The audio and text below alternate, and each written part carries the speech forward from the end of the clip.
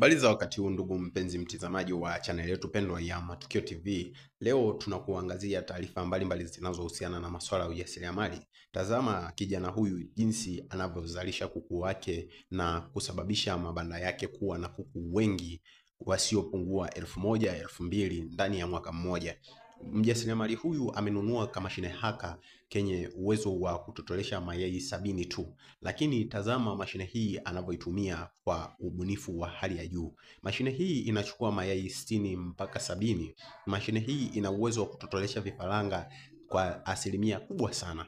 Leo tunakwenda kukufundisha jinsi anavyofanya kutotolesha vifaranga hivyo ndani ya mashine hii. Ninakusihi ewe kama mdau wa channel yetu pendwa ya Matukio TV, usikose kubonyeza maneno mekundu yaliyopo chini ya video yako yanayotambulika kwa jina la subscribe, ili usipishane na taarifa mbalimbali. Leo ukaone vifaranga vinavyotoka ndani ya mashine hii kwa muda mfupi sana. Leo usikose usubscribe channel hii ili usipishane.